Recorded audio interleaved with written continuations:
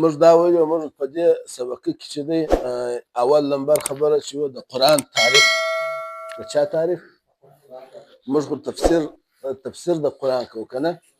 نو د قرآن کریم تعریف، قرآن څه ته وایي او قرآن کریم خصوصیات چې دي هغه دا څه دي. د تمام انسانیت د دنیا او د آخرت د کامیابۍ دپاره او د ټول روزمره انسانیت چې د نبي علیه السلام د زمانې څخه تر قیامته پورې راځي، د دوی د ټولو احکامو، د ټول هر رقم ژوند، انفرادي، اجتماعي، معاملات، تجارت، کاروبار، عقاید، اخلاقیات، د دې دپاره ضامن او مشتمل او مفصل کتاب چې دی هغه قرآن کریم دی. الله تعالی د انسانیت د اصلاح دپاره نازل کړي. و دا قرآن کریم چې دی قرآن څه ته وایي، د قرآن تعریف څه دی او دغه چې دی د قرآن لفظ لغوي معنا څه ده او د قرآن د لفظ اصطلاحي معنا څه ده او د قرآن کریم نومونه او صفتونه. د قرآن د قرأ په معنا باندې دا صفحه نمبر 19 د مباحث فی علوم القرآن. د دې خلاصه دا ده چې دا کله په معنا د جمع او د ضم سره هم راځي او قرأت چې دی هغه په قرأت کې هم قرأ په معنا د ضم او د جمع سره راځي او قرأت کوم قرأت په دې وجه سره دی چې په دې کې هم ضم د حروفو د کلمات یو کلمه د بلې کلمې سره چې دی هغه ضمیږي. یوه معنا د قرآن کریم چې د هغه دا ده. او دویم چا دا ویلي چې دا قرآن کریم چې دی دا په اصل کې قرأت و، مصدر دی د قرأ قراءتن و قرآنن. لکه په قرآن شریف کې خدای پاک وایي ان علینا جمعه و قرآنه. نو قرآن چې دی دا په اصل کې وایي مصدر دی. نو دا مصدر دی پر وزن د فعلان راغلی لکه غفران و شکران و دا قرأته قرأا و قراءة و قرآنا دا ټول په معنا سره د یوه دي او دا مصدر مبني للمفعول دی وایي مقرو جنې مراد. یو قول دا دی. دویم قول چې دی هغه دا دی چې اوس د قرآن لغوي معنا خو دا ضم او یو جمع شوه. اوس دا خاص شو د هغه کتابه پورې چې هغه پر نبي کریم صلی الله علیه وسلم نازل شوی دی. نو دا داسې شو لکه د قرآن کریم دپاره عالم شخصي، دا القرآن د دې منزل کتاب دپاره دا رقم شو لکه عالم شخصي. او اوس د قرآن کریم دا غټه علمي جزیه ده. د قرآن اطلاق پر دا مجموعه باندې کېږي که پر هر آیات باندې د قرآن اطلاق کېږي. نو د دې جواب دا دی چې د قرآن لفظ چې دا مشترک لفظي دی. څه دی؟ اشتراک لفظي دا ته ویل کېږي چې یو لفظ اوله پلا د یوې معنا لپاره وځي، بیا د بلې لپاره وځي، بیا د بلې لپاره وځي. نو دی وایي ویطلق بالاشتراک اللفظي على مجموع القرآن وعلى كل آیة من آیاته. نو د قرآن لفظ اطلاق پر دا مجموعه قرآن د الف لام میم صدر والناس پر دې باندې هم کېږي او پر هر آیت باندې هم دا چې دی هغه کېږي. نو دا یو قول چې دی هغه دې طرف ته تللی دی چې هغه وایي دا قرأت څه محموز دی دا او دا مشتق دی. دلته د لاندې لیکلي دی چې وایي وذهب بعض العلماء الى ان لفظ القرآن غیر محموز الاصل في الاشتقاق. دویم قول بیا دا راغلی چې دا لفظ د قرآن دا سره محموز دی نه په اصل کې. په پوه شوې که نه؟ یو قول وایي اوس ښه نو چې مشتق نه شو، وایي په اصل کې دا محموز دی نه لأنه وضع علما مرتجلا على الكلام المنزل على النبي صلى الله عليه وسلم وليس مشتقا من قراءة. هغه دا د اوله سره بس دغه قرآن د دغه کلام چې پر نبي اسلام نازل شوی د دې دپاره نوم شو دا مشتق سره دی نه، دا علم دی جامد دی. یو قول دا دی. او دویم قول دا دی چې دا قرآن کریم محموز نه دی، دا صحیح دی، د قرأ نسه مشتق دی. قرآن د چا څه دی؟ قرأ نسه. وایي ولې؟ ځکه د قرآن کریم آیاتونه هم یو د بله مشابهت هم څه لري او مقارنت چې دی هم سره لري او دا نون چې دی دا وایي اصلي دی. لیکن اکثر علما کرام پر هغه اوله رایه باندې هم تللي. اوس د قرآن کریم دا خو د قرآن په لفظ کې مباحث والا دا دغه وکړي چې د قرآن کریم په باره کې دا خپل تحقیق وکړي. دلته بیا د تفسیر چې دی هغه دا ذکر کړی دی چې د قرآن په لفظ د قرآن کې دوه قوله دي. یو دا دی چې دا محموز دی، دا صحیح او مشهور قول هم دی، او بل دا دی چې دا غیر محموز دی. په دې کې وایي نون اصلي دی لکه دا اوس چې موږ دا خبره وکړه. لیکن دغه چې دی زجاج ویلي چې دا کوم څوک غیر محموز بولي وایي دا صحو ده، صحیح دا دی چې دا وایي دا محموز دی. او بعضې بیا وایي چې دا قرآن کریم د سره مشتق نه دی، دا د اوله سره چې دی دا بالکل علم دی او بعضې بیا وایي د قرآن کریم چې دی دا مشتق دی د قرن تو شی بشی چې یو شی د بل شي سره مقارن کول یو ځای کول نو په دې وجه سره چې دا د قرآن کریم لغوي معنا کې څو قوله راغله یو قول دا دی چې دا مشتق دی بل قول دا دی چې دا نه دی مشتق او په مشتق کې بعضې بیا وایي مشتق منه محموز دی او بعضې بیا وایي غیر محموز او د قرآن کریم اصطلاحي تعریف چې دی اصطلاحي تعریف دی وایي القرآن الكريم يتعذر تحديده بالتعاريف المنطقية ذات الأجناس والفصول والخواص بحيث يكون تعريفه حدا حقيقيا والحد الحقيقي له هو استهزاره معهودا في الذهن أو مشاهدا بالحس كأن تشير إليه مكتوبا في المصحف أو مقروءا باللسان فتقول القرآن الكريم أكيد تعريف لکه د منطقيان تعریفونه جنسونه و فصل دی دا ډیر زیات متعذر دی لیکن بیا هم د قرآن کریم دپاره علماء کرامو د اسانۍ دپاره راجع تعریف چې دی هغه دا ذکر کړی دی چې دا به یو قسم د قرآن کریم دپاره رسم سي رسم تام چې د نورو شیانو څخه قرآن کریم راجلا کړي نو دی وایي د قرآن کریم تعریف دا دی کلام الله المنزل على محمد صلی الله علیه وسلم المتعبد بتلاوته دا د قرآن کریم یو تعریف چې قرآن هغه کلام دی چې پر نبی اسلام نازل شوی و او چې د هغه پر تلاوت باندې خدای پاک ثواب ورکوي و کلام چې وایي ګرده کلامونه کې داخل شو چې الله یې وایي د مخلوق کلام ځینې ووت د فرشتو کلام او بیا چې دا ویل چې محمد دا نور اسماني کتابونه ټول ځینې ووت المتعبد بتلاوتي کوي چې وایي په دې سره هغه خبرې واحد قرتونه ووته او هغه حدیث قدسیه حدیث ووته ولې د حدیث پر الفاظو د دې عبادت چې دی باقاعده نه کېږي او زموږ په د اصول فقه په کتابو کې د قرآن کریم تعریف لکه په اسامي نور الانوار کې چې کړی دی هغه څنګه کړی وایي القرآن کلام الله المنزل على الرسول المكتوب في المصاحف المنقول إلينا نقلا متواترا او د بیا دا تعریف کړی دی د تفسیر چې القرآن کلام الله المنزل على رسوله المكتوب في دفاتر المصاحف المنقول إلينا على الأحرف السبعة المشهورة نقلا متواترا د قرآن کریم اصلي تعریف بس دا چې قرآن کریم هغه کتاب دی چې پر نبی اسلام نازل شوی او موږ ته را نقل شوی دی پر څو قرأته باندې پر اووه قرأته باندې په تواتر سره په چا سره دا تواتر کوي چې وایي هغه خبر روایت قرأت چې دی هغه ګرده ځینې ووته دا خبر روایت چې کوم قرأت هغه د قرآن کریم د تعریف سره چې دی هغه قرآن خو دی لیکن موږ هغه ته اوس فلحاله قرآن چې دی په دغه تعریف په حیثیت سره نسو ویلی ولې په هغه کې د چا نسته د تواتر چې دی هغه نسته د قرآن کریم چې دی یو یې حقیقي نومونه دي یو د قرآن کریم چې دی هغه صفتي نومونه دي د قرآن کریم په حقیقي نومو کې چې دی حقیقي نومونه د قرآن کریم دا تقریبا علماء کرامو چا اووه حسابولي دي او چا اته لیکلي دي چا شپږ لیکلي دي دلته د چې لیکلي دي الله تعالی په قرآن کریم کې د قرآن نومونه چې دی هغه ډېر یاد کړي دي یو قرآن لفظ دی بل کتاب الکتاب یم نوم دی الفرقان یم نوم دی الذکر یم نوم دی التنزیل چې دی دا یم نوم دی دلته چې دی د لیکلي دي چې اسماء القرآن کتاب قرآن کریم مبین د قرآن کریم ټول نومونه قرآن کتاب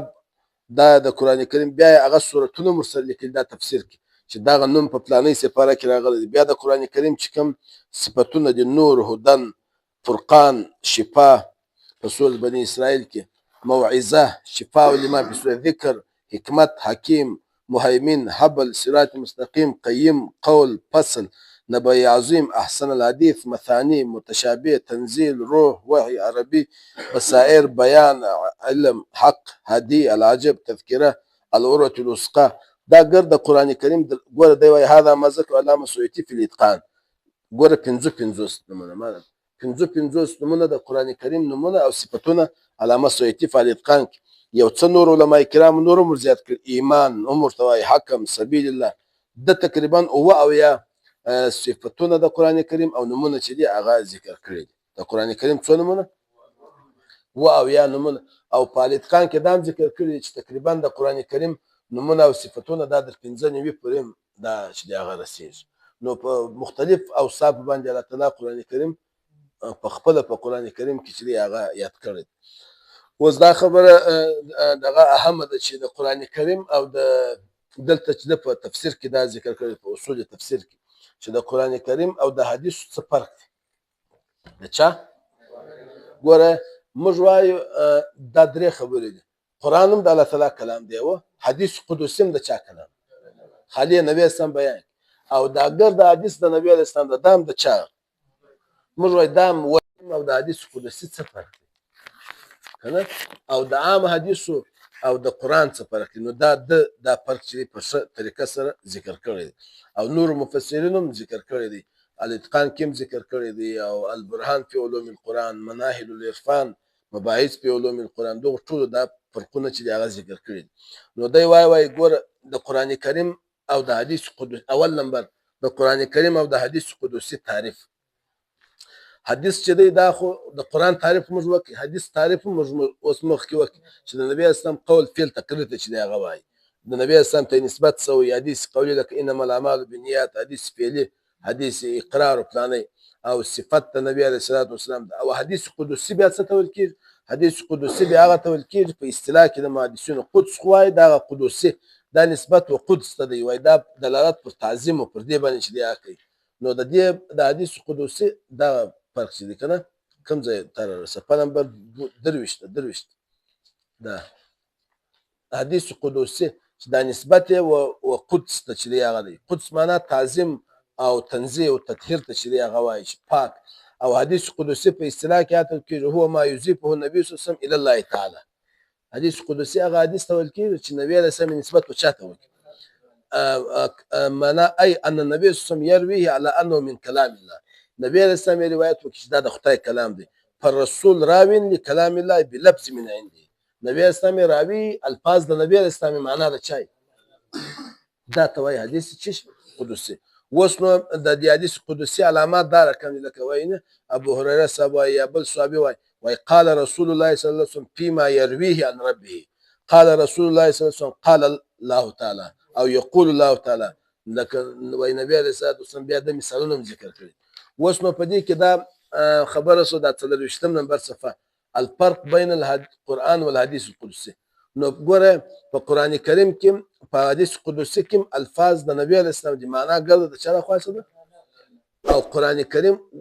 هم د الله کلام دی حدیث قدسي د چا اوس د قرآن او د حدیث قدسي څه فرق اوس د فرقونه بیانې وایي دلته اول فرق دا دی قرآن کریم چې دا کلام الله اوحى به لرسول الله بلفظه وتهدى به العرب ګوره قرآن کریم د الله تعالی کلام دی الله تعالی به نبی اسلام ته د دې وحی وکړي په دغه الفاظو سره او ټول عربو ته د دې چیلنج دی هغه ورکړي او ټول د دې د چیلنج سره هغه حدیث او حدیث قدسي چې دی دغه چیلنج او دغه وحی باقاعده د الفاظ د خدای پاک او نبی اسلام ته نه دی دا یو فرق نو ګوره د قرآن کریم د الفاظ وحی او چیلنج دواړه په قرآن کې شته په حدیث قدسي کې نه د الفاظ وحی شته دویم فرق دا دی قرآن چې د دې نسبت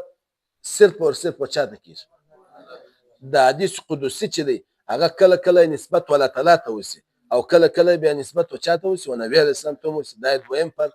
دریم فرق چې دی قرآن کریم ټوله منقول په تواتر سره قطعي ثبوت دی او احادیث قدسي چې دی هغه اکثره خبره واحد دي نو هغه ځنی ثبوت دا څوم فرق څلورم فرق چې دی د قرآن کریم چې دی دا د الله تعالی د خوا سره لفظا و معنا دواړه نو قرآن کریم وحی دی لفظا و معنا دواړه او حدیث قدسي چې دی د دې معنا د چا د خوا سره الفاظ د نبی دا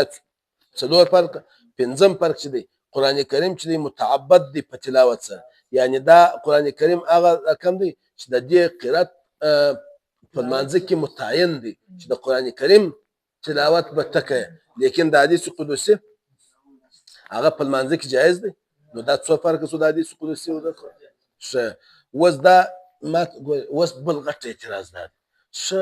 توا د حدیث خود د اخیری خبرم دا او ډیر اهم ده دا ځای فرق کول څه مشکل نو توا په حدیث قدسي کې دا الفاظ د نبی علیه السلام د معنا د خدای پاک نو خو د ټولو حدیثو معنا د خدای خاصه ده الفاظ د نبی اسلام موږ نه وایو په قرآن کې خدای پاک و ما ينطق عن الهوى ان هو الا وحي يوحى چې نبی اسلام د ځان یو خبرم نه کې دا ټول چې هغه وحي نو د نبی اسلام ټول خبرې چې الله ده معنا ټول د الله نو بیا د نبی اسلام د عام حدیث او د حدیث قدسي څه فرق نو وس دی وای الفرق بین الحديث القدسي والحديث النبوي د دې دوه فرق دی وای حدیث چې د دوه قسم دي یو حدیث توقیفي دی یو حدیث توفیقي دی څنګه یو توقیفي دی یو توفیقي دا دوه اوس ګوره توقیفي حدیثونه هغه ته وایي وهو الذي تلقى الرسول صلی الله علیه وسلم مضمونه من الوحي فبينه للناس بكلامه چې مضمون یې نبي اسلام ته په وحي ثابت دی بیان نبي اسلام په خپل الفاظ باندې دا ته وایي حدیث توقیفي توقف دی بس په دې کې معنا او تفصیل یې ګرځي د چا لخوا څه د الله تعالی لخوا څه دی نبي علیه الصلاة والسلام صرف د هغه وضاحت په خپل الفاظ باندې و امت تشریح کړی مضمون یې په وحي سره ثابت دی نبي علیه السلام په خپل کلام ثابت دی ته وایي حدیث توقیفي مضمون یې د نبي اسلام د خوا نه وي یو بیا حدیث توفیقي دی حدیث توفیقي بیا دا ته کېږي حدیث توفیقي وایه که اجتهادي وایه وهو الذي استنبطه الرسول صلى الله عليه وسلم من فهمه للقرآن حدیث توفیقي یا اجتهادي بیا دا ته کېږي چې د دغه حدیث د مضمون د دې د خلاصې د دې د حکم استنباط نبی علیه السلام کړی چا کړی اجتهاد یې کړی اوس نو که دا د نبی علیه السلام اجتهاد صحیح و الله تعالی یې تایید کړی چې و دا صحیح دی او که چیرې به د نبی اسلام اجتهاد نه اوسي الله تعالی به د بل آیات نازل کړي چې ګوره نبی اسلام تا چې کوم سوچ کړی دی کوم هغه دا رقم نه دی اصل دا رقم دی نو دې ته وایي حدیث اجتهادیم حدیث څه شي توفیقیم نو اوس سر خلاص کړه دا دوه اقسام اوس به دی وایي ويتبين من ذلك أن الأحاديث النبوية بقسمي التوقيفي والتوفيقي الاجتهادي نو دا دواړه چې دي